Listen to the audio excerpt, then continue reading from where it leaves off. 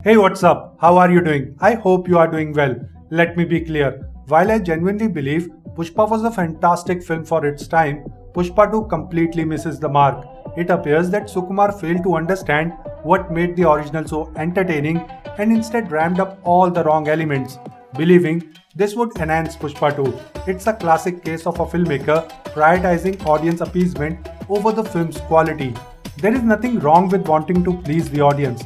Films are indeed made for viewers, but this shouldn't come at the cost of quality. In the end, it's the quality that lingers in the memories of the audience. Otherwise, your film risks becoming forgettable. Let's be honest, Pushpa 2 is a bad film. This isn't simply my opinion, I have solid criticism to back it up. My critique comes from a place of genuine concern for the art. Pushpa 2 feels more like a cash grab than a meaningful cinematic experience, and it's disheartening to see it raking in money at the box office. This trend indicates how Indian audiences often celebrate mediocrity instead of addressing it. We have become enamored with celebrity worship, and many critics are afraid to lose their viewership. Most critics in India seems to play it safe. The more a film is hyped, the higher its score, as they avoid going against the grain. This sends a misleading message to filmmakers, resulting in a frustrating cycle of mediocrity. That's precisely what's happening with Pushpa 2. Critics are riding the hype train rather than calling out the film's flaws. While Pushpa 2 undoubtedly has its shortcomings, it's important to acknowledge its merits. My criticism stems from a place of love for the original Pushpa, not from hate or anger. I wanted Pushpa 2 to outshine its predecessor. I missed the chance to experience Pushpa in theatres, so I was eagerly looking forward to witnessing Allu Arjun's charisma and Sukumar's filmmaking on the big screen. Despite the underwhelming promotional material for Pushpa 2, I remained optimistic. It wasn't fair to judge the film on teasers and trailers alone. I even booked tickets for the first day, certain that it would rival last year's December release, Sandeep Reddy Vanga's Animal, which turned out to be exceptional. I expected Pushpa 2 to deliver the same level of intensity, but I was completely mistaken. Before delving into its numerous issues, let's first highlight the positives. Allu Arjun is among the first pan-Indian stars.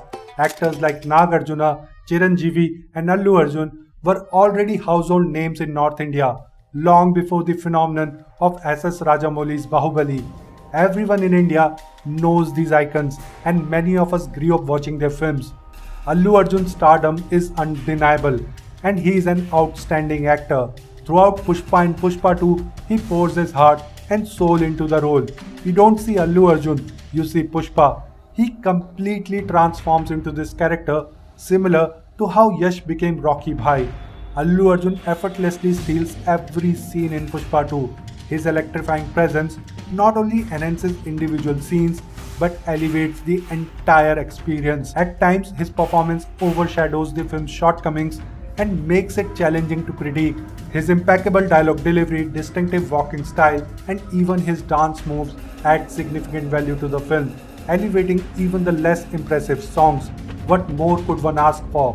One standout moment is the Jatra scene, where Allu Arjun delivers an award-worthy performance. During this sequence, he transcends the role of an actor. His presence feels divine. For a brief moment, it genuinely feels as if a goddess has taken over Allu Arjun's body. This is undoubtedly the best scene, not only in Pushpa, but also in Indian cinema this year. And I'm not exaggerating, not even a bit. Other than this, Rashmika's powerful monologue right after the Jatra sequence, which stand out as one of the best moments in the film. She truly shines like a diamond in an Allu Arjun-centric narrative. In a film where everything revolves around Allu Arjun, Rashmika manages to steal the limelight, showcasing her immense talent. If given the opportunity, she could outperform any actor at any time. She is a powerhouse, and I would love to see her take on a role similar to Rani Mukherjee's in Mardani. I enjoyed Allu Arjun's performance and Jatra sequence, which I will discuss in more depth later. Although I loved the sequence, it doesn't work as effectively within the overall film's context as it should. And while Rashmika's monologue is captivating, it simply isn't enough. The shortcomings in Pushpa 2 overshadow its strengths, rendering it a disappointing film. Much like the first installment, Part 2 opens in Japan, but this time it isn't animated. The previous film used the Japan sequence to contribute to the storytelling, however this time it lacks any impact on the plot. Why is it there?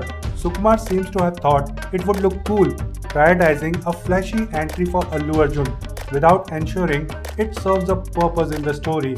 I left the theatre confused, unable to grasp the purpose of the Japan sequence. I even asked people around me and nobody had any idea. The film spans 3 hours and 20 minutes, starting with Allu Arjun getting shot in Japan, only for the rest of the film to unfold in flashbacks, never returning to the present. It feels like they completely forgot their starting point. And if you think that's silly, wait until I mention how in the second half they completely sideline or forget what they established in the first half. This inconsistency wreaks havoc on the film's coherence. Returning to the opening sequence, Allu Arjun survives for 40 days in a container without food or sunlight. Not only does he survive, but he also learns Japanese during that time. How he managed to read and comprehend in complete darkness remains a mystery. This is just one of the many things that only Pushpa seems capable of. But that's not all. Once he emerges from the container, he takes out an entire Japanese gang. He not only survives in a container without food, but also exhibits superhero-like strength to annihilate the gang. Hunger and low energy are mere concepts for Pushpa.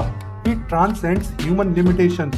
After all, Pushpa is a flying vampire, not just an ordinary person. Moving on to another criticism, Fahadh Faasil's character, Bhavar Singh Shekhawat, was poorly handled. Fahadh Faasil is one of the finest actors in Indian cinema today and needs no introduction. He possesses the ability to act with his eyes, much like the late Irfan Khan. Fahadh Faasil should undoubtedly be the standout performer in this film. After all, he is positioned as the arch nemesis of Pushpa, a notion strongly suggested by the ending of Part 1. However, instead of honing in on the thrilling cat and mouse dynamic between Pushpa and Bhavar Singh Shekhawat, the filmmakers have unfortunately turned Shekhawat into an almost comedic figure. Frankly, he is one of the weakest characters in Faasil's filmography. I strongly hope he chooses to opt out of Part 3. In storytelling, the strength of a villain significantly enhances the hero's appeal during their ultimate confrontation. Sadly, the film neglects to provide Shekhawat with an opportunity to showcase his power. He never gains the upper hand and fails to evoke the menace and fear we anticipated. After waiting 3 years for the epic face-off between Pushpa and Bhavar Singh Shekhawat, what audiences are left with is a lackluster affair, reminiscent of a tribal game of charades. This is downright disappointing. What is the purpose of having Bhavar Singh Shekhawat bend the knee of Pushpa if the very next scene depicts Pushpa mocking him? If the intent is to present Pushpa as an unbeatable hero who can't possibly lose, then why introduce other characters at all? This issue mirrors Disney's portrayal of strong female leads, where characters are depicted as powerful, without depth, struggle or setbacks. In essence, Pushpa has become the Indian equivalent of the strong female lead problem. Not only has Shekhawat's character been sidelined, but he also receives an abrupt and unsatisfactory conclusion. His character is diminished, and the film quickly shifts focus to another subplot, effectively erasing him from the narrative.